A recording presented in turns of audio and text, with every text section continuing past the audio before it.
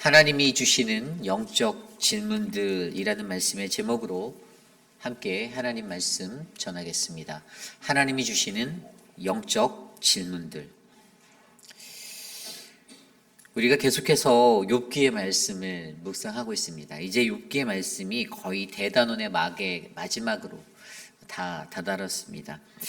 욥이 하나님의 주시는 그 허락하신 시련을 통하여서, 시험을 통하여서 고난을 당하고, 그리고 그 고난 속에서 자신의 모든 것을 잃고 세 친구가 그를 위로한다고 찾아왔지만 그와 함께 논쟁하며 그 고난을 이해하지 못할 때 그는 큰 고난의 자리에 놓이게 되었죠. 그리고 엘리후라는 사람이 하나님이 나타날 즈음에 그가 대신 등장하여서 다시 욥과 논쟁을 하며 욥의 고통을 아직도 완전하게 해결하지 못한 그 어려운 그 상처의 자리로 남게 만들었습니다. 그러고 이제 우리가 38장부터 앞으로 41장까지 그토록 기다리던 하나님이 등장하셔서 이제 하나님이 욥이 가지고 있었던 그 고난에 관한 궁금증의 문제들을, 그 질문들을 하나님이 풀어내 주시기를 그렇게 시작합니다. 좀 더 다른 차원의 이야기가 이어지는데요. 사실 이 구절들을 38장부터 오늘 말씀 또 41장까지 계속 읽다 보면 이것이 좀 이렇게 오묘한 말인 것처럼 들려지는 그러한 말씀이에요. 그런데 이 말씀들은 하나하나 조목조목 따져볼 수도 있지만 영적인 눈을 열고 이 말씀을 들여다보면 이 욥에게 그동안 찾아왔던 그 고난의 자리에서의 질문들과 그가 궁금해하고 근심해하는 모든 문제들을 해결할 수 있는 참된 진리가 영적으로 담겨져 있습니다. 오늘 저와 여러분들에게 주어지는 이 말씀 속에서도 우리는 그 하나님의 섭리, 바로 하나님이 갖고 계신 구원을 향한 그 구원의 계획과 그분의 그 섭리를 발견하는, 이해하는 이 영적 질문들을 함께 말씀으로 들여다보려 합니다. 오늘 저와 여러분들 우리 안에 주시는 이 말씀 안에서 우리가 가지고 있는 우리의 삶의 고난의 자리에 일어나는 수많은 질문들의 문제가 하나님이 말씀하시는 그 세밀한 음성 가운데서 영적으로 해결받는 아름다운 시간 되기를 간절히 소망합니다. 오늘 첫 번째로 하나님이 주시는 영적 질문들, 우리는요 가장 먼저 이 영적 질문을 하는 주체와 질문받는 주체에 대한 선명한 이해를 먼저 하셔야 합니다. 우리가 어제 말씀을 통해서도 들여다보았지만 하나님이 질문하세요. 오늘 말씀을 들여다보면, 읽다 보면요, 거기에는 너는, 내가, 그 다음에 너의 이런 단어들이 계속해서 반복되어져 나오고 있어요. 하나님이 질문하는 그 질문의 대상자인 그 대상자를 나타내주고 있는데 욥에게 이것에 대해서 이야기하고 질문하는 것이죠. 그런데 어떤 것을 말로 풀어내주기보다는요, 어떻게 해요? 질문을 통해서 그에게 말하고 계신다라는 거예요. 오늘 말씀 19절만 보아도요, 어느 것이 광명이 있는 곳으로 가는 길이냐, 어느 것이 흑암이 있는 곳으로 가는 길이냐, 이 질문의 형식으로 말씀하시거든요. 20절에도 너는 그의 지경으로 그를 데려갈 수 있느냐, 그의 집으로 가는 길을 알고 있느냐, 이 질문이에요. 욥이 던졌던 그 질문으로 응답하고 계신 하나님을 우리는 마주하고 있습니다. 그때 우리는요 이러한 생각을 해야 돼요. 이 질문을 통하여, 하나님이 이 질문들을 통하여서 분명히 나에게 말씀하시고자 하는, 욥에게 말씀하시고자 하는 것들이 있는데 우리가 이것들을 잘 기억해 보아야 합니다. 그리고 오늘 말씀들을 계속 읽다 보면요, 또 다른 눈에 잘 들어오는 주체적인 이 단어가 들어오는데 그것이 바로 누가라는 단어예요. 25절 말씀에도 보면 누가 홍수를 위하여 물길을 터주었으며, 26절에도 누가 사람 없는 땅에, 28절에도 누가, 29절에도 누가, 계속 누가라는 이 수식어가 이 질문들 가운데 딸려가고 있다는 것을 우리는 발견하게 됩니다. 여러분, 이 질문을 이해할 때요, 이 질문을 통하여서 이 질문이 가지고 있는 참된 의미들을 좀 우리는 생각해 보아야 합니다. 이 존 맥스웰이 썼던 책 중에 인생의 중요한 순간에 다시 물어야 할 것들이라는 책이 있어요. 근데 이 존 맥스웰이 썼던 그 책 안에 보면 7가지 질문의 중요성에 대한 이야기를 하거든요. 이 질문을 통해서 우리가 무엇을 얻을 수 있나, 어떤 유익을 얻을 수 있나. 그가 책에서 뭐라고 말했냐면 질문을 통해서 답을 얻을 수 있다라고 말합니다. 이게 무슨 말인가 하면 그가 어떤 가지고 있는 여러 가지 질문들을 통해서 그 가치를 그가 갖고 있는 이 가치를 높이려면 이 질문을 하는 것이 되게 중요하다라고 그가 말을 하는데요. 그때 더 중요한 것이 질문을 해야 답을 얻을 수 있는 그때 가장 중요한 것은 적절한 순간에 또 적절한 사람에게 또 적절한 질문을 하는 것, 이것이 매우 중요하다는 거예요. 그가 이해하지 못하는 것들, 어떤 답을 모르는 것들을 바르게 이해시키고 알게 하기 위해서는요, 가장 적절한 타이밍에 적절한 사람에게 그 적절한 질문이 던져져야만 그가 그것들 가운데서 그 답을 찾을 수 있다라고 설명하고 있습니다.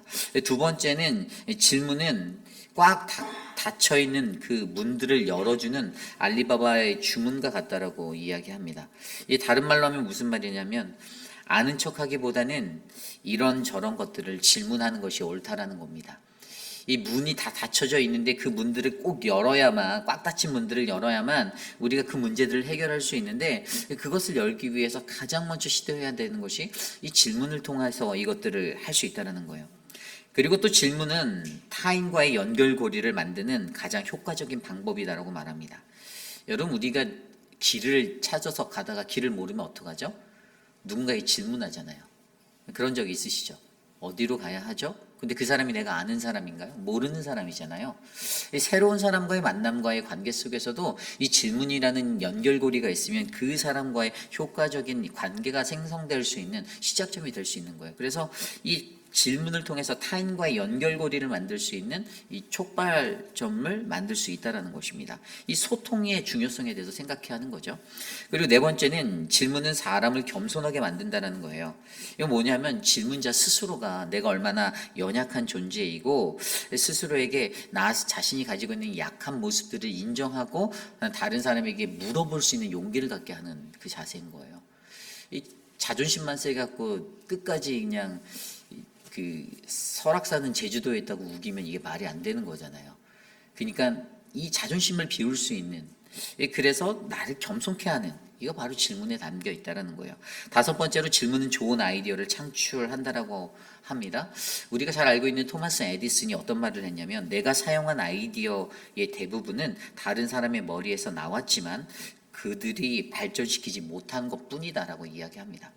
이게 뭐냐면 이 아이디어라는 것들은 모든 사람들이 다 가지고 있어요. 다만 이 아이디어를 발전시키고 더 좋은 가치로 만들어내는 그 역할들을 우리가 감당하지 못하는 것. 그래서 이 에디슨은 스스로가 자기에게 수많은 질문을 던지며 남들이 가졌던 그 아이디어를 더 좋은 것들로 발전시켜서 발명하게 되었다는 것입니다. 여섯 번째는 이 질문은 새로운 관점을 제공한다라고 말합니다. 우리가 가지고 있는 내게 고정된 나에게 박혀져 있는 가치관들, 우리가 욥기의 말씀을 통해서도 여러분 그 가치관이 계속 더 넓혀지는 것들을 엘리후를 통해서도 보게 되었잖아요. 구원에 관계된 것들도 죄와 인과응보라는 그 사상에 갇혀 살아가던 사람들 마음에 하나님의 은혜의 자리가 있고 소망의 자리가 될 수 있다라는 그 구원관도 우리는 바라보게 된 것처럼 이 우리에게 막혀져 있는 고정되어져 있는 가치관들이 질문을 통해서 바뀔 수 있다는 것입니다. 그리고 마지막으로 일곱 번째로 질문은 타성에서 벗어나게 해준다는 거예요. 이 타성이 뭐예요? 나태함이에요. 내가 가지고 있는 안일함입니다. 이 나태함에 대한 예방주사가 바로 질문이 될 수 있다는 겁니다. 현재 내가 정체되어져 있는 상태 가운데서 이것들을 깨뜨리고 새로운 사고와 행동 방식들을 내가 찾기를 원할 때 우리는 질문해야 한다라고 맥스웰은 이야기합니다. 그렇습니다. 이 질문이라는 것은요, 나로 생각하게 만드는 것이에요. 내가 어떠한 존재인지, 내가 어떠한 사람인지, 여러분 나에 대해서 잘 모르십니까? 스스로 질문하시기 바랍니다. 내가 어떠한 인간인지를 내가 알고 싶다면 하나님께 질문해 보세요. 그러면 여러분 내가 보일 것입니다. 여러분들 스스로가 여러분들은 괜찮은 사람이다라고 믿으시나요? 내가 완벽한 존재라고, 나는 하나님의 완벽한 피조물이라고 생각하십니까? 난 더 이상 채워질 게 없어, 난 이 정도면 난 퍼펙트해라고 혹시 그러한 교만한 마음으로 살고 계십니까? 여러분 스스로에게 질문해 보십시오. 물론 내가 친한 다른 이들에게 질문해 보면 야, 그래 너 괜찮은 사람이야라고 우리 교인들이 착해서 그렇게 말씀해 주실지 모르겠지만 스스로에게 질문해 보십시오. 절대로 내가 정말 괜찮은 사람이다라는 답이 나올 수가 없어요. 그렇기 때문에 이 질문을 통해서 어떻게 해요? 하나님이 원했던 것은요. 이 질문을 통해서 욥이 스스로가 성찰하기를 바랬던 거예요. 그가 궁금해하는 것들을 그가 하나님께 질문했던 것들, 고난 가운데서 내가 왜 고난을 받아야 하고 하나님 내가 의롭지 못했습니까? 하나님이 나와 함께하지 않습니까? 라는 이 수많았던 질문들 가운데서도 하나님이 그에게 아니야, 뭐야, 넌 그렇지 않아 이렇게 말씀해 주지 않고 하나님이 질문으로 말씀해 주시는 그 응답의 모습은요, 우리 인간이 가지고 있는 자기 중심적인 족쇄를 깨뜨려 버리고 우리가 가지고 있는 갇혀진 생각들을 깨쳐버리고 더 넓은 마음의 것들로 나를 바라보고 하나님을 이해하는 그 은혜의 자리에 서기 원한다는 사실을 저와 여러분들이 기억하셔야만 합니다. 그러므로 여러분, 이 질문이 굉장히 중요한 거예요. 질문하는 주체가 하나님이 되십니다. 그리고 질문받는 우리들이 그 하나님이 던져주시는 질문 속에서 주님이 말씀하시는 그 질문의 영적 의미를 깨달아 알아 내가 하나님을 다시 바라보고 하나님에 대한 거룩한 믿음의 백성의 소망을 내 안에 일으키 세우는 저와 여러분 우리 모두가 되시기를 간절히 소망합니다. 이것이 오늘 말씀의 첫 번째 하나님이 주시는 영적 질문들, 이것들을 이해하기 위해서 질문하는 주체와 질문받는 주체에 대한 선명한 이해가 필요하다입니다. 오늘 두 번째로 하나님이 주시는 영적 질문들, 우리는 하나님의 구원을 바르게 이해하셔야 한다는 것입니다. 하나님의 구원을 바르게 이해해라. 오늘 말씀 19절과 21절까지의 말씀에 여러분 어떤 질문이 드러나 있습니까? 빛과 어둠의 경로에 관한 질문이 나와요. 빛과 어둠의 경로. 광명이 있는 곳으로 가는 길을 아느냐? 후감이 있는 곳으로 가는 길을 내가 아느냐라고 말하고 있어요. 그러면서 더 이 말씀을 보면 21절에 뭐라고 나오냐? 더 재밌는 말이 내가 아마도 알리라. 내가 그때 태어났으리니 너의 횟수가 많음이라. 쉽게 말하면 네가 나이를 먹었으니 그 정도는 너도 알 거라고, 이 하나님께서 약간 장난치듯이 말하는 이런 느낌적으로 그에게 말하고 있어요. 여기에서는 여러분 문자적인 것으로 이 말씀을 그냥 받아보면 이게 뭐지? 빛이 어디에서 오고 어둠이 어디에서 오는지 아니? 뭐 이런 질문으로 느껴질 거예요. 뭐 동쪽에서 해가 뜨고 서쪽으로 지는 이런 일상의 자연현상을 얘기하는 것 같지만 영적으로 이 말씀을 들여다보면요, 선과 악이 우리 안에 구별되어지는 것, 너로 말미암아 나로 말미암아 우리가 하나님의 구원을 아는가, 하나님의 구원의 길을 아는가라는 영적인 질문을 담고 있다라는 거예요. 여러분, 빛이라는 것은요 하나님의 자녀들이 늘 거해야 하는 자리입니다. 우리는 이 빛 대신 예수 그리스도가 우리의 구원의 길이 되심을 다 알고 있습니다. 여러분, 이것을 믿으십니까? 저와 여러분 모두가 잘 아는 가장 기본적인 기초는 요한복음 14장 6절에 나온 말씀이죠. 예수께서 이르시되 내가 그 길이요 진리요 생명이니 나로 말미암지 않고서는 아버지께로 나아갈 자가 없느니라. 아멘. 가장 기초적인 원리. 그런데 여러분, 이 세상을 살아가는 수많은 민족, 수많은 사람들이 그 원리를 알면서도 어떻게 해요? 욥처럼 흔들립니다. 고난이 찾아올 때, 어려움이 찾아올 때, 내 마음이 상할 때 하나님을 의심합니다. 예수 그리스도가 길이요 진리요 생명임을 알면서도 이것들을 놓치며 살 때가 많다라는 거예요. 그래서 욥에게 하나님이 질문하는 거예요. 고통받고 있던 그에게 너가 그 구원의 길을 알고 있니? 라고 물어보시는 거예요. 네가 무엇이 악한 길인지 너도 알고 있니? 너 그거 분별할 수 있지? 구별할 수 있지? 광명이 있는 곳으로 가는 길, 구원에 이르는 길, 악한 곳에 빠져서 그 악에 젖었을 때 흑암이 있는 곳으로 가는 그 지옥으로 가는 길 너 알지 않아? 라고 말해주는 거예요. 영적인 문제예요. 우리도 이 세상에 살면서요, 저와 여러분들도요, 내가 내 스스로는 머리로는 구원이 예수 그리스도께로라는 이 참된 진리를 다 안다라고 말해요. 그러나 어떻습니까? 고난당할 때 쉽사리 그냥 툭하면 아우 나 교회 안 나가, 그냥 이놈의 교회 안 나가, 그렇게 말하는 분들, 뭐 작은 거 내 마음에 안 들면은 이리저리 클레임하고 블레임해서 어떻게든 그것들을 얻어내려고 막 인간적인 모든 잔꾀와 모든 수단을 동원하는 인생이 되는 것들, 여러분 하나님이 다 알고 계십니다. 사람의 자리에서 사람들이 져주는 것은 왜 져줄까요? 그것들이 죽고 사는 문제가 아니기 때문임을 기억하셔야 됩니다. 하나님이요, 우리에게 가장 시급하고 가장 긴급한 문제는 우리의 영혼이 구원받고 우리가 주님 앞에 회복되어지는, 하나님의 형상으로 회복되어지는 그 거룩한 인생이 우리에게 너무나도 필요한 것인데, 여전히 우리 인간들은요, 이 세상 살면서 별거 아닌 거에 아웅다웅거리고 살고 있어요. 하나님이 우리에게 말씀하신 가장 큰, 우리에게 가장 긴급한 구원이라는, 내가 내 영혼이 구원받을 수 있는 거 없는가, 내가 내 가족이 구원받을 수 있는가 없는가의 문제가 시급한 문제인데, 내가 이것을 얻어내는가, 이것을 얻지 않아내는가, 내가 내 마음대로 다스릴 수 있는가, 내 마음대로 할 수 없는가의 문제에 사로잡혀 인생의 시간들을 허비하고 아웅거리고 살고 있다는 것입니다. 그러므로 여러분, 저와 여러분이 가지고 있는 자기 중심적인 족쇄를 끊어내 버리시기를 부탁드립니다. 끊어내셔야 돼요. 근데 어렵습니다. 3살 버릇 80까지 간다라고 잘 안 고쳐집니다. 하루아침에 바뀔 인생이 아닌 거 저도 잘 압니다. 저도 그렇거든요. 제 안에 이미 잡혀져 있는 기준과 가치관이 있기 때문에 쉽게 깨뜨려지지 않는 것들이 있어요. 저는 저 스스로가 그걸 나만의 신념이다라고 생각할 때도, 착각할 때도 있습니다. 그러나 여러분, 우리가 가장 주관적으로 보는 것이 아니라 가장 객관적으로 바라봐야 하는 것은요, 하나님이 우리에게 가장 원하는 인생은요, 내게 찾아오는 고난과 시련을 통해서 내가 하나님의 구원이라는 것을 올바르게 이해하는 것, 이 구원을 상기하며 이 구원의 길을 온전히 바라보는, 이 길을 걸어가는 아름다운 믿음의 백성이 되기 원하신다는 것을 기억하시길 바랍니다. 그러므로 오늘 저와 여러분, 사랑하는 우리 모든 교우들에게 우리의 삶에 고난이 찾아오고 내가 근심이 일어날 때, 우리는 하나님이 던져주시는 그 질문 안에서, 이 질문 때문에 머리 아파하시지 마시고 이 질문이 주시는 영적 의미들을 바르게 발견하여서 하나님께 나아가는 저와 여러분, 우리 모두가 되시기를 소망합니다. 아까 제가 21절에 말씀드렸잖아요. 너의 횟수가 많음이라 너 나이가 먹었으니 아마도 알리라. 하나님이 장난치듯이 던지시는 이 말, 굉장히 의미심장한 말이에요.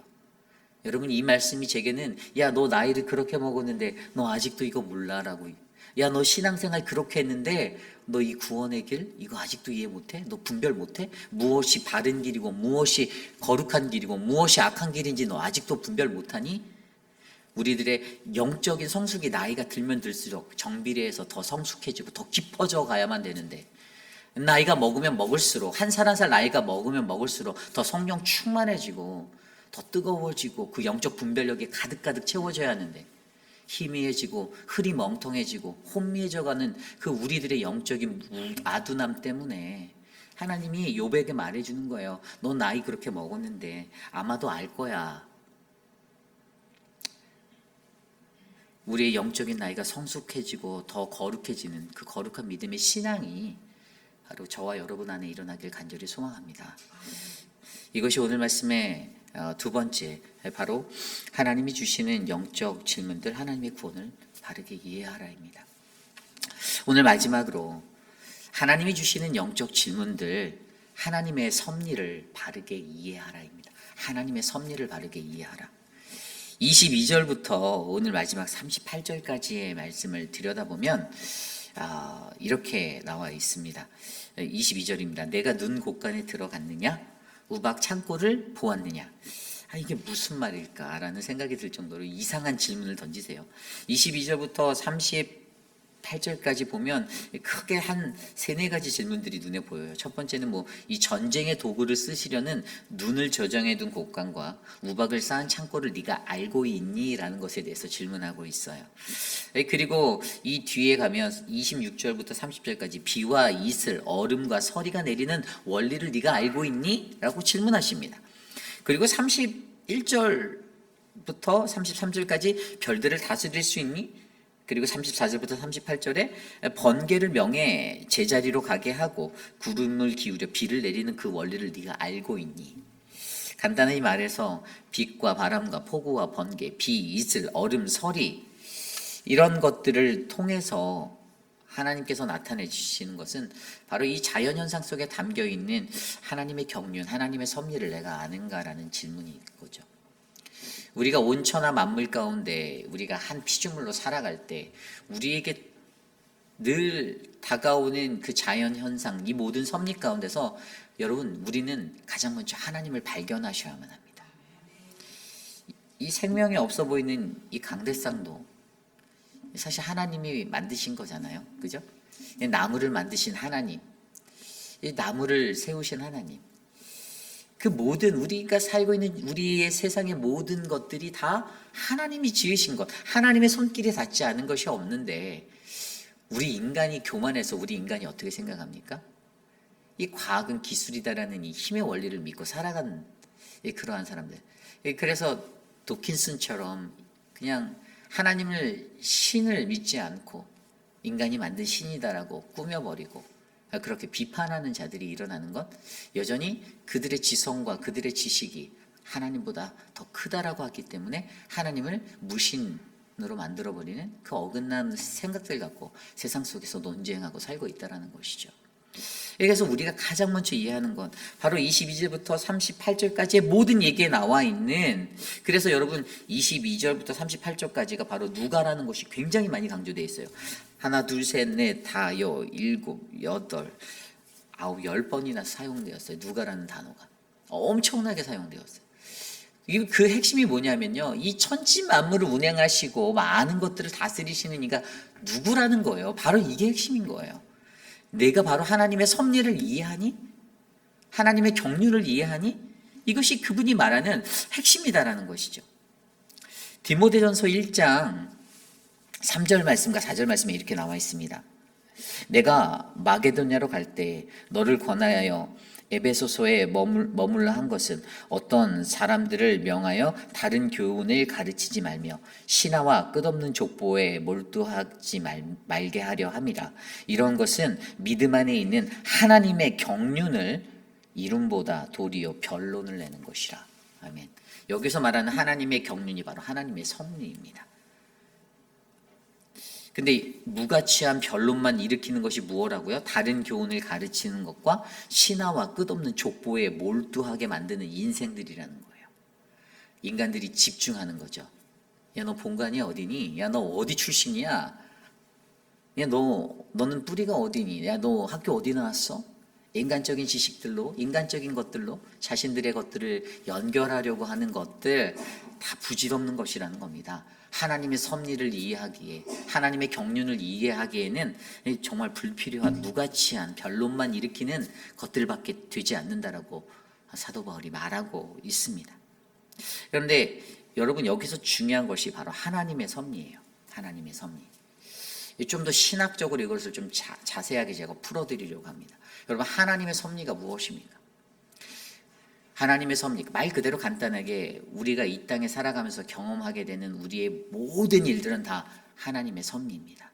하나님의 섭리, 그 경륜은요, 바로 하나님의 구원 계획이에요. 그것입니다. 하나님은 온 땅에 죄에 빠진 인류를 건져내기 위해서, 그들을 구원하기 위해서 그분의 섭리로 모든 것들을 이끌어 가십니다. 여러분, 이걸 믿으십니까? 안 믿어지세요? 그냥 잠이 쏟아지십니까? 네, 믿으셔야만 합니다. 굉장히 중요한 거예요. 그 1968년도에 나온 책 중에 위트니스 리가 썼던 The Economics of God. 여러분, 하나님의 섭리를 영어 단어로 God's Economy라고 합니다. 왜 God's Economy라고 할까요? 하나님의 경제예요. 하나님의 경제. 이 하나님의 살림살이에요. 하나님이 한 가정에, 가사에 가지고 계신 이 가정제로서 하나님의 백성에게 하나님이 그의 소유와 즐거움을 함께 주기 위해서 그 가족 구성원들에게 이것을 분배하는 것에 대한 것이 바로 하나님의 섭리, The Economy of God이에요. 이 위트니스 리가 썼던 이 The Economy of God이라는 것에, 이 책에 어떠한 풀이가 있냐면, 이 하나님의 가정제로서의 이 이코노미에 대해서 얘기하는데, 왜 그 사람이 이것을 얘기하냐면, 여기에서 이코노미라는 단어가 헬라어로 어떤 단어로 사용됐었냐면 오이코노마이라는 단어가 사용됐어요. 오이코스라는 단어 들으셨죠? 가정이에요. 그리고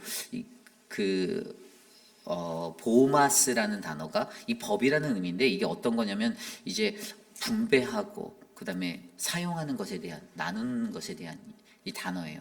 근데 이 두 단어가 합해져서 오이코노마이, 그래서 하나님의 경제, 하나님의 가정관리, 하나님의 가계관리, 뭐 이렇게 우리가 이해할 수 있는 단어로 사용되는 거예요.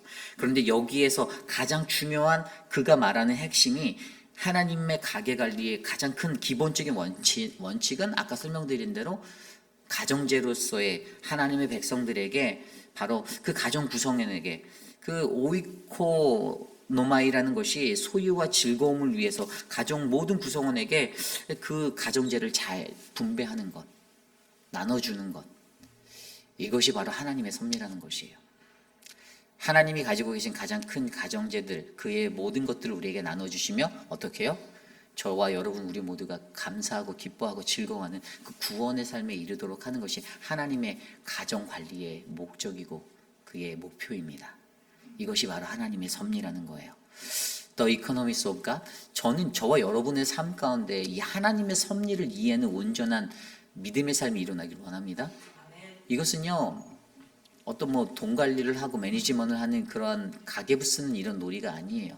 이것은 어떻게 하면 저와 여러분 이 땅에 있는 영혼이 구원받을까? 어떻게 하면 우리가 그분의 그 계획, 그 가정, 가계 관리의 가장 큰 목표인 구원에 이를까를 우리가 믿음의 경륜으로 바라보고 그분의 경륜과 섭리 가운데 그것을 믿고 나아가는 그 은혜의 자리라는 것이에요.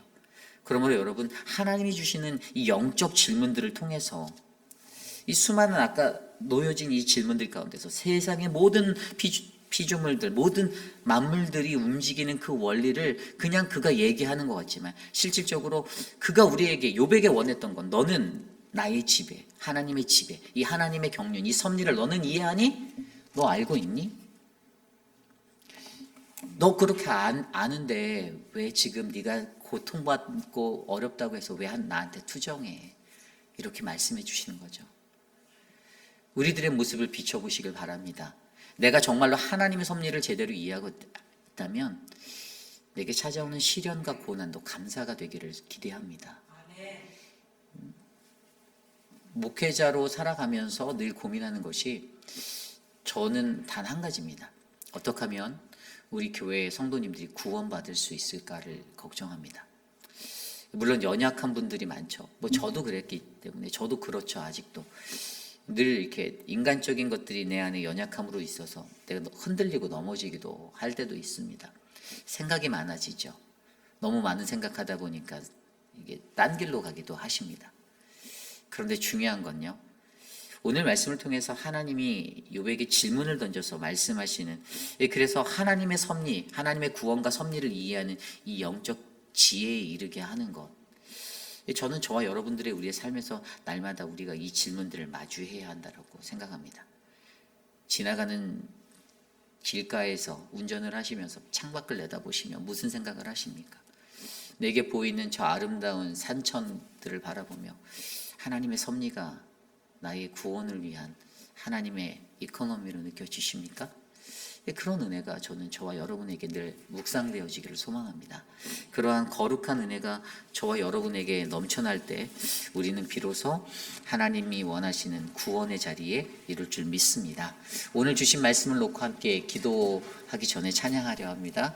이 찬양을 모르실 수도 있는데, 하늘을 바라보다 주님의 솜씨라는 찬양이에요. 우리 함께 이 찬양 드리겠습니다.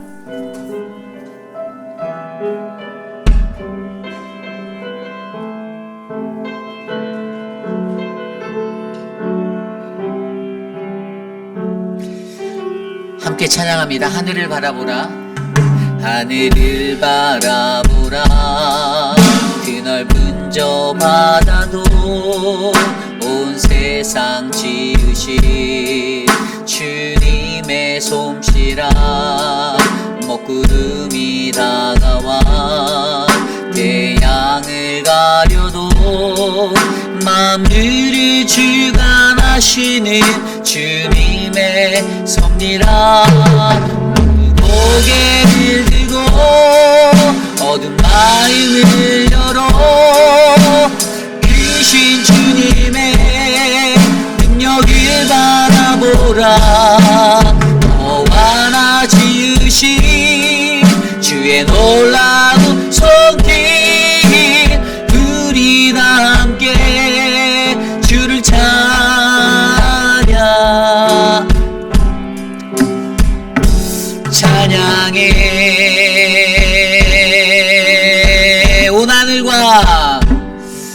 온 하늘과 땅 위에 마무라 겸손히 무릎 꿇고 주의 위엄 앞에 경배하라. 다시 한번 찬양할까요? 하늘을 바라보라. 하늘을 바라보라. 드넓은 저 바다도 온 세상 지으신 주님의 솜씨라. 먹구름이 다가와 태양을 가려도 만물을 주관하시는 주님의 섭리라. 모두 고개를 들고 어둠 마음을 열어 크신 주님의 능력을 바라보라. 너와 나 지으신 주의 놀라운 손길 우리 다 함께 주를 찬양해.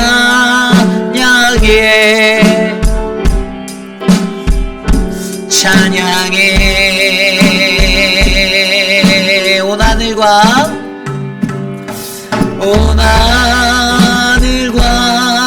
땅 위에 마무라 겸손히 무릎 꿇고 주의 위엄 앞에 경배하라. 들의 핀 꽃을 보라. 들의 핀 꽃을 보라. 하늘을 나는 새도 만물을 지으신 주님의 솜씨라. 눈보라가 닥쳐와 온 땅을 덮어도 만물을 주관하시는 주님의 솜씨라. 모두 고개를 들고 어두운 마음을 열어 크신 주님의 능력을 바라보라. 너와 나 지으신 주의 놀라운 손길 우리 다 함께 주를 찬양해.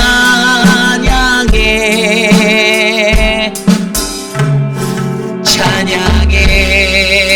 온 하늘과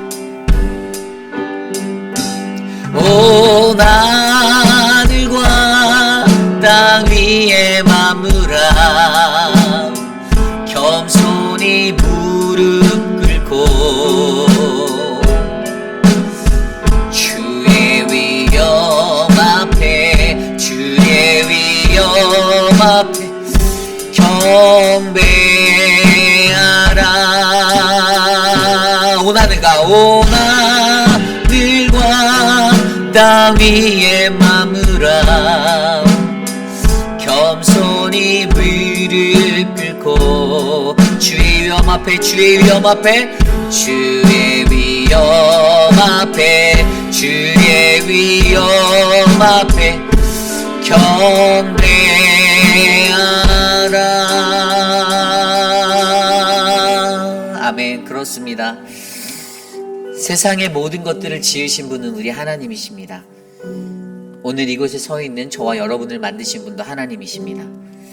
우리가 이 하나님의 구원의 계획과 이 섭리를 이해하지 못한다라면 우리는 우리가 인생을 살아가며 우리의 인생 가운데 온전한 우리의 삶의 목적을 잃어버리는 그런 방황자들이 될 것입니다.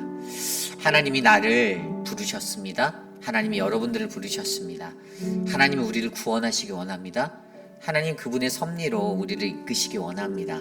세상에 흘러가는 그 모든 세상의 모든 일들, 모든 것들, 모든 만물들이 다 하나님이 지으신 뜻대로 우리를 인도하시고 구원하기 위한 그분의 계획 가운데 있음을 기억하십시오.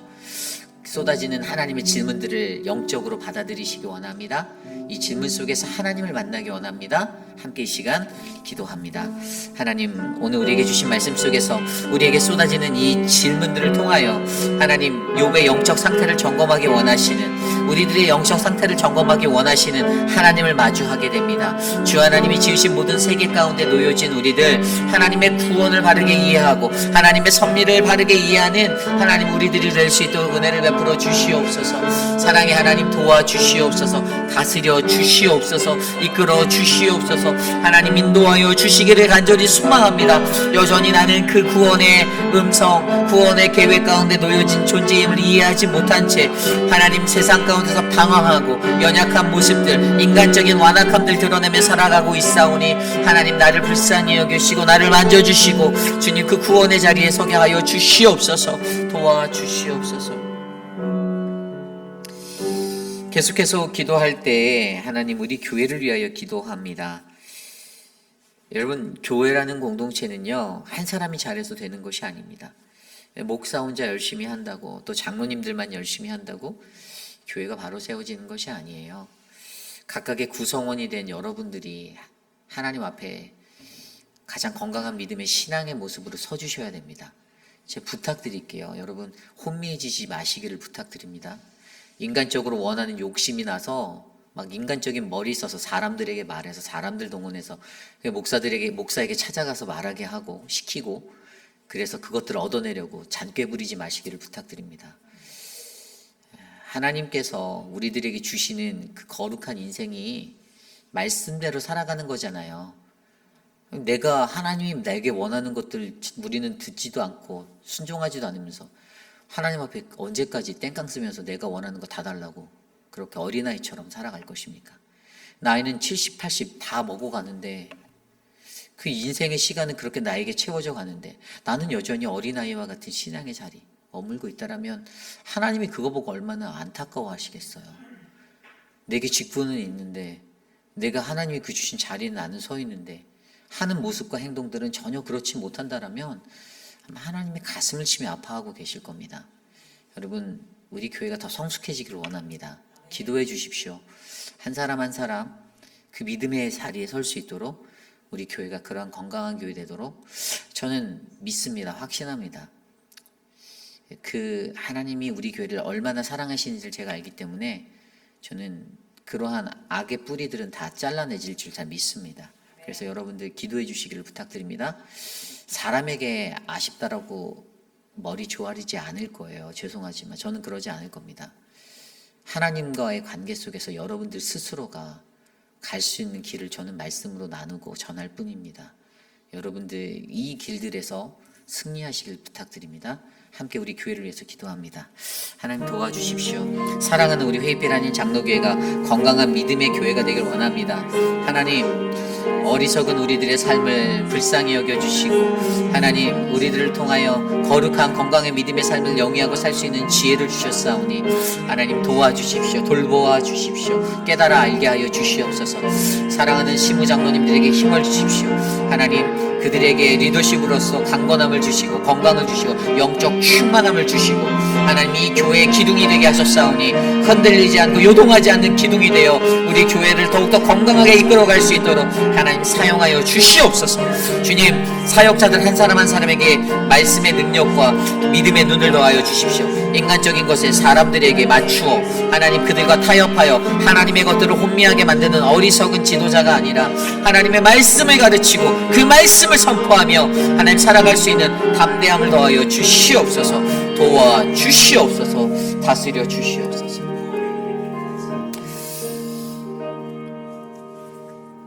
우리 김준영 목사님 가정이 믿음으로 잘 나왔습니다. 그래서 잘 도착했고요. 여러분들 특별히 사랑으로 섬겨주신 분들 너무 감사합니다. 진짜 아무것도 없는 그 아파트 안에 이렇게 주신 것들로 밥을 해 먹을 수 있게 되었고요. 또 너무나도 감사한 것 같아요. 너무나도 제가 너무 죄송하지만 뿌듯했습니다. 우리 교인들이 이렇게 섬겨주시는구나 해서 섬겨주셔서 김준영 목사 가정 너무 고마워하고 있고 너무 행복해하고 있어요. 그 행복해하고 있는 게 이제 사역하면서 사람들에게 치이면서 깨지지 않기를 제가 기도하고 있습니다. 아직까지는 너무 행복해하고 있어요. 너무 잘 왔다라고 느끼고 있는 것 같아요. 제가 이렇게 힌트를 드렸듯이 저보다 조금 정말 잘생겼더라고요. 그래서 제가 아유 뭐 하나님 나 지으신 것에 만족합니다 이러면서 사는데 너무 멋지고 귀한 분들 오셨어요. 그래서 아직 이렇게 나이가 또 연소합니다. 하지만 연소하다고 경히 여기지 마시고 여러분 그래도 목회자예요. 5대인 받은 신학교 학부부터 졸업해서 신학교육을 다 대학원 MDB까지 마친 목회자입니다. 그래서 이 가정을 여러분 축복해 주시고 우리 사모님도 성품 너무 좋으세요. 활발하시고 너무 사람도 너무 좋고요. 여러분들 기도해 주십시오. 이 가정이 우리 교회에서 잘 정착하여서 저와 서재원 목사님 또 우리 유중은 전도사님과 모든 표목사님 모든 사역팀들과 함께 한마음으로 이 사역을 잘 이끌어갈 수 있도록 간혹 가다가 꼭 이렇게 뭐 우리 교회 예는 아니겠지만 담임 목사에게 불만 있는 가정들이 꼭 이렇게 부목사 가정에 접근해서 이렇게 하시잖아요. 아무 소용 없어요. 제가 일부러 한국에서 데려온 이유가 제 교단에 후배를 데려왔습니다. 여러분 100번 찍어도 안 넘어갑니다. 미리 말씀드려요.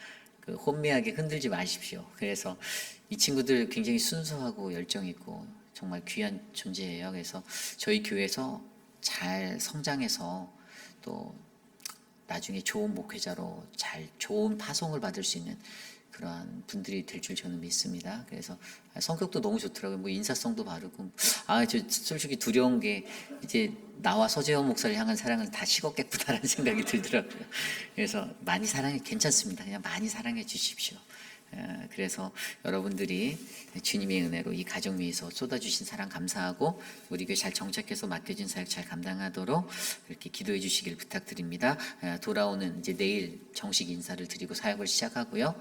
본격적으로 사역이 잘 트랜짓되는 거 이제 그것은 이제 1월 달부터 이루어질 거예요. 찬양팀 리더하고 있는 거 서목사님이 연말까지 이렇게 하면서 서로 이렇게 일을 나눌 거예요. 수요 찬양팀, 주일 찬양팀 서로 일을 나눌 거고 성가대 일을 감당해야 되고 이제 뭐 전도팀, 청년부 일들을 맡아서 해야 되는데 기도해 주시기를 부탁드립니다. 함께 기도하겠습니다. 하나님 도와주십시오. 우리 김준영 목사님 가정, 우리 정보라 사모님, 우리 한 주 하나님 축복하여 주시기를 소망합니다. 하나님 미국 땅에 낯섭니다.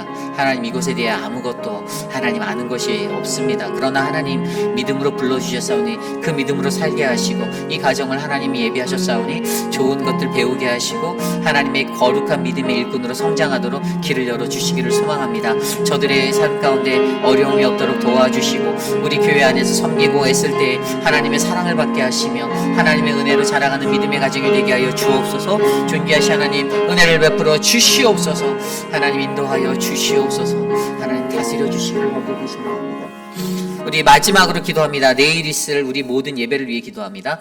우리 KM의 예배와 EM 예배, 우리 주일학교 키즈처치 예배, 말씀을 전하는 저와 표건 목사님, 유중은 전도사님에게 지혜를 주시고 하나님의 능력으로 세워지게 해달라고 모든 예배 가운데 참여하는 온 회중이 주의 말씀 안에서 감사와 기쁨, 은혜를 누릴 수 있는 거룩한 예배 되게 해달라고 이 시간 합심하여 기도한 후에 제가 기도하고 축도로 마칩니다.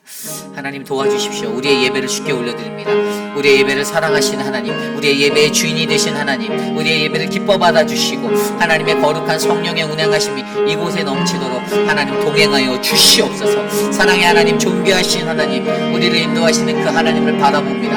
하나님의 능력으로 우리를 덮어주시고 주의 말씀으로 주의 보혈로 그 십자가로 우리를 인도하여 주시옵소서. 존귀하신 하나님, 표금 목사님에게 힘을 주시고 유중은 전도사님에게 힘을 주시고 설교자들의 마음 가운데 담대함이 있게 하시고 하나님의 말씀을 선포할 때에 능력이 나타나게 하옵소서. 이 말씀을 듣는 모든 성도들의 마음 가운데 치유와 회복의 은혜가 넘치도록 역사하여 주시옵소서. 주의 영광이 이곳에 나타내 주시옵소서.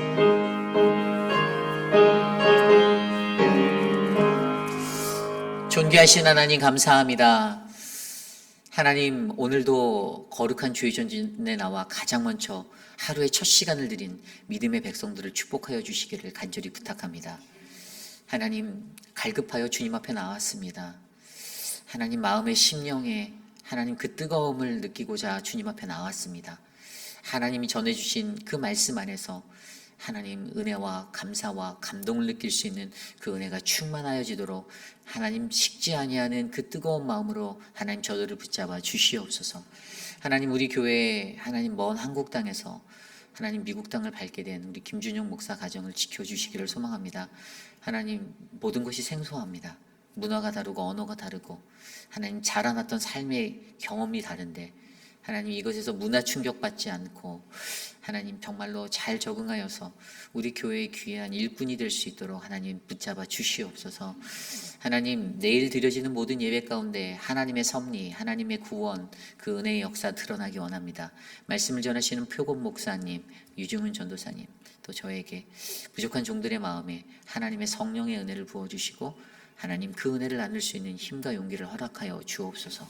지금은 우리 구주 예수 그리스도의 무한하신 은혜와 그 크신 하나님의 사랑하심과 성령 하나님의 감화감동 교통하심의 역사가 오늘을 살아가며 이 땅 가운데 거하는 모든 이들 날마다 하나님의 질문, 그 쏟아지는 질문 앞에서 하나님 나를 돌아보고 나를 점검하며 나를 더욱더 거룩한 성숙한 믿음의 사람으로 세우며 하나님 내가 주의 구원과 주의 섭리를 바라봅니다.